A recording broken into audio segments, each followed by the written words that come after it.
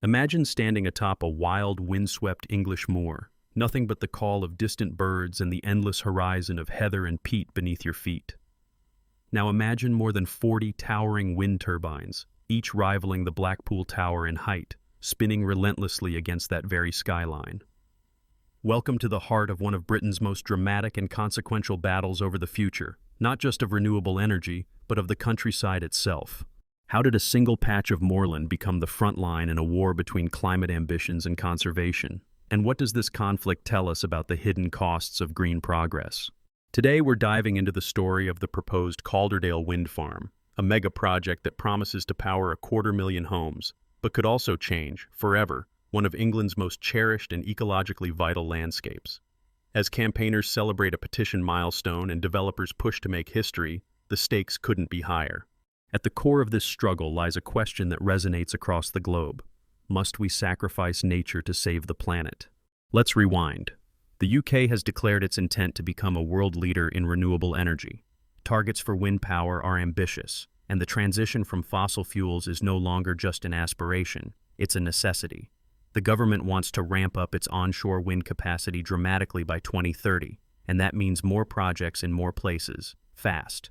But ground zero for this ambition sits atop Walshaw Moor, a hauntingly beautiful expanse near Hebden Bridge in West Yorkshire. Here, Calderdale Energy Park proposes to erect 41 gigantic turbines, down from its original plan of 65, on a site large enough to influence both the national electricity grid and the fate of a unique ecosystem. The numbers are dizzying. If realized, the Calderdale project could provide enough energy for 250,000 homes each year, and slice an estimated 354,000 tons of CO2 from the UK's annual emissions. That's the equivalent of taking more than 75,000 cars off the road each year. For policymakers and clean energy advocates, the symbolism is irresistible. The farm is classified as a nationally significant infrastructure project, putting it at the center of the UK's climate strategy. To many, it's a beacon of progress, a flagship for the UK's net zero future. But, as with so many grand solutions, the devil is in the details. Walshaw Moor isn't just any patch of land. It sits within the South Pennine Moors Special Protection Area, a designation that marks it as one of England's most environmentally sensitive landscapes. Beneath its windswept surface lies deep peat, a dark, waterlogged treasure trove that has quietly stored carbon for millennia. In fact, peatlands like these are even more potent carbon sinks than forests. They punch way above their weight in the climate fight, provided they're left undisturbed. Here's where green dreams start to clash. While wind turbines themselves generate clean energy, the act of constructing them on peat bogs can actually release vast quantities of stored carbon, potentially wiping out the intended climate benefit. Dr. Gwaderneth Chico of Nottingham Trent University warns, assessing wind farm impacts on peatlands is urgently needed, and, if the balance tips the wrong way, what was meant to be a step forward in emissions reduction could become a net negative for the planet. Campaigners have seized on this paradox. The group Stronger Together to Stop Calderdale Wind Farm is vocal, passionate, and gaining momentum. Their petition against the project has just hit 10,000 signatures, a level that forces Parliament to take notice. Local walkers, wildlife enthusiasts, and national conservation groups have all sounded the alarm. The turbines, they argue, would not only industrialize the iconic landscape, but place rare species and fragile habitats at risk. One local campaigner, Penny Price of the Upper Calderdale Wildlife Group, put it bluntly, constructing an impermeable landscape atop a flood-prone valley is ill-advised.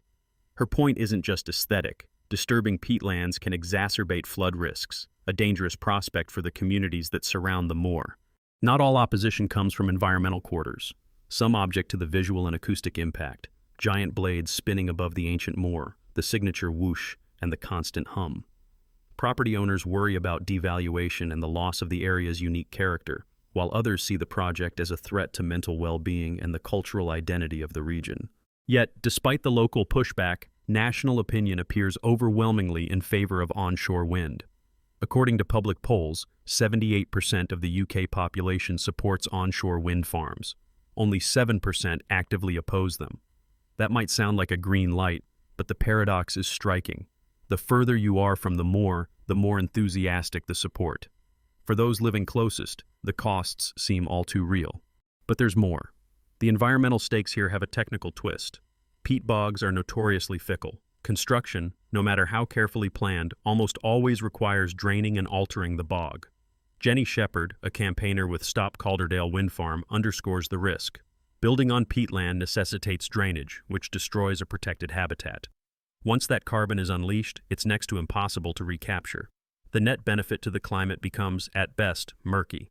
If that wasn't enough, the Walshaw Turbines Research Group, WTRG, claims to have identified multiple flaws in the wind farm's environmental assessments.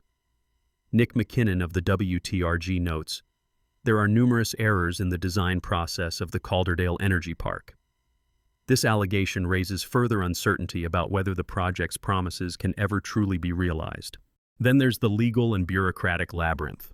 The farm's status as a nationally significant infrastructure project means it must secure a development consent order, a complex process involving national government, local councils, environmental regulators, and public consultation. Calderdale Council itself isn't taking claims at face value. It has demanded that developers back up all assertions about carbon impact and energy generation with verifiable data. The clock is ticking, and the pressure is mounting.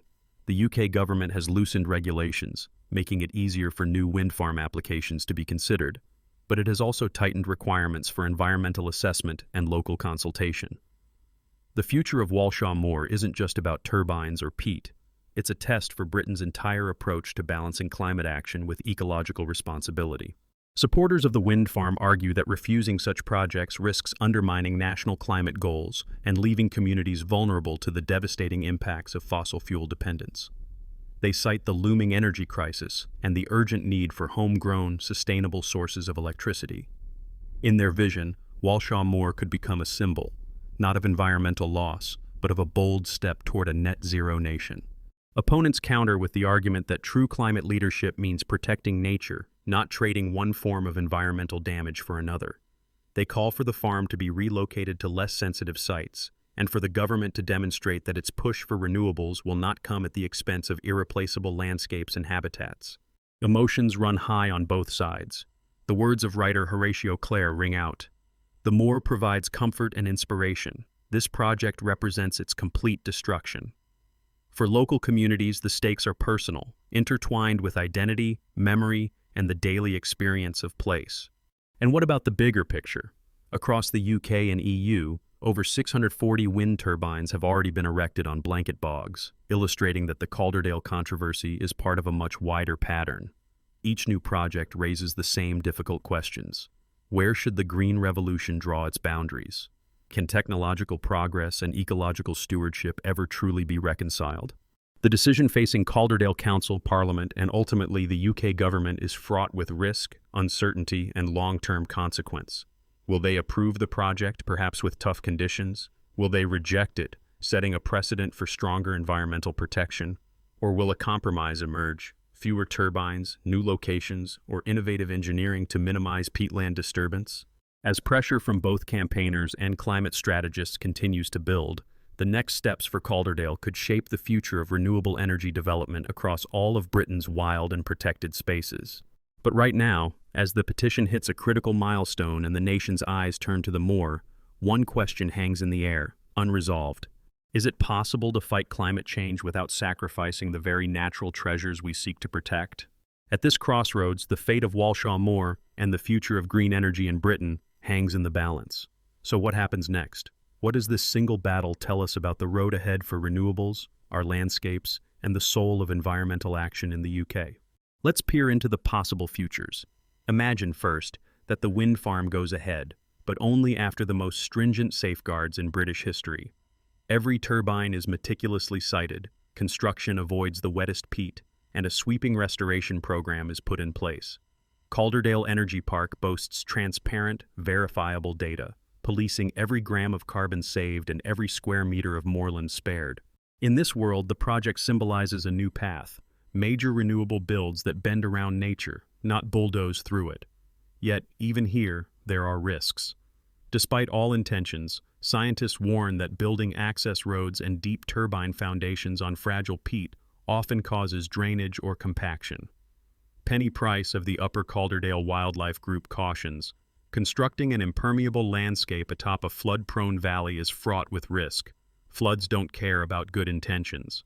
The carbon trapped in the moor could escape, quietly erasing some, perhaps much, of the carbon cuts the wind farm was meant to achieve. But proponents counter that. With clever engineering, peatland emissions can be minimized, and the greater good, powering 250,000 homes with clean electricity, justifies careful action. Most public support is unwavering, says a recent poll, 78% in favor, just 7% opposed. But as we've seen, it's the locals who must live with the outcome, and it's their voices that will matter most in the final decision. Now picture the opposite. The project is blocked.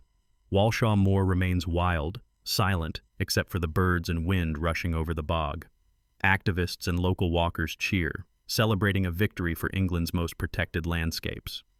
Dr. Gwaduneth Chico of Nottingham Trent University reflects, taking peatland disturbance seriously is not anti-renewable, it's pro-survival. But the celebration is bittersweet. The region has lost a chance to slash 354,000 tons of annual CO2 emissions, equivalent to taking nearly 80,000 cars off the road. With national targets looming and fossil fuels still in the mix, critics charge that shunning onshore wind in favor of preserving every inch of landscape could come at a far greater climate cost. Meanwhile, other less protected sites, with fewer campaigners, might quietly be chosen next, perpetuating a cycle where energy policy and environmental justice remain at odds. A third vision emerges: compromise. Officials and campaigners craft a deal: fewer turbines, away from the wettest peat, and a long-term funding stream for wildlife and habitat restoration. The project is scaled back, perhaps even relocated. Penny Price suggests this path. There are many non-peatland sites in England suitable for wind. Why not choose them? Such compromise could set a template, one in which renewable ambition matches environmental humility. Of course, nothing here is easy. The national infrastructure regime means local councils have a say, but central government priorities often trump local wishes. Even the most thorough environmental impact assessment, no matter how many pages, cannot guarantee the moor's ancient carbon remains untouched. Nor can it promise a harmonious outcome for communities who feel, rightly or wrongly, that their heritage is at stake. So why does Walshaw Moor matter to you wherever you live? Because the story unfolding here is not just about one corner of Yorkshire. It's the flashpoint for a global dilemma. How do we fight climate change at scale without sacrificing the very ecosystems that protect us? Here are 5 practical lessons anyone concerned with the environment can take from this debate. First, not all renewable energy is created equal. The location, method, and oversight matter as much as the energy source itself. Blindly cheering green energy without scrutinizing its impact can lead to unintended, sometimes irreversible harm. The energy transition will only succeed if it respects the full complexity of our landscapes. Second, the value of peatlands is still underestimated in public policy and public imagination. These bogs may look bleak to some, but they lock away more carbon than all Britain's forests combined. As Jenny Shepherd from Stop Calderdale Wind Farm says, draining a peatland is like burning a library of carbon. The loss is instant and largely permanent. Third, the power of local voices remains formidable. National polls may show overwhelming support for onshore wind, but when projects target sensitive places, engagement, transparency, and empathy are essential. The 10,000 signature petition against the Calderdale project is a reminder that enduring solutions only come from building, not bypassing, local consent. Fourth, compromise is not weakness. It is, most times, the only path forward. Whether it's moving turbines, reducing numbers, or restoring more peat, the ability to blend ambition with humility is crucial. The UK's regulatory system, for all its flaws, does allow for public consultation and revision. Make sure your voice is part of that process, wherever you live. And finally, technology and ecology must walk hand in hand. The errors highlighted by the Walshaw Turbines Research Group in the Calderdale design show just how easy it is to get things wrong when rushing to build. Demanding rigorous, independent science, not just developer promises, can make or break the carbon math of any green project. So what does this all mean? Can the UK build major renewable projects like Calderdale without irrevocably damaging vital natural landscapes, or is there an unavoidable trade-off? The honest answer? There may always be a tension, but it is not a binary choice. The stark trade-off, energy versus environment, is a false one, born of poor planning and hurried decisions. When projects are assessed with full scientific rigor, when public consultation is real and not a box-ticking exercise, And when alternatives are genuinely considered, it is possible, though never easy, to minimize damage and maximize benefits. The fate of Walshaw Moor will echo far beyond its hills. If the project is pushed through carelessly, it risks discrediting not just wind energy, but the broader green transition itself. But if the debate leads to smarter design, better protections, and a new ethic of working with, not against, nature, Walshaw Moor could become the blueprint for a new era of pragmatic, principled climate action. Most of all, it's a call for vigilance. As new wind farm proposals sweep the UK, from upland moors to lowland fields, the scrutiny applied at Calderdale must become the norm, not the exception. Peatland carbon, local rights, and ecological health cannot be afterthoughts. They must be at the heart of every green decision. So, what can you do? Wherever you live, keep asking questions. Support renewable energy projects, but demand real science and real consultation.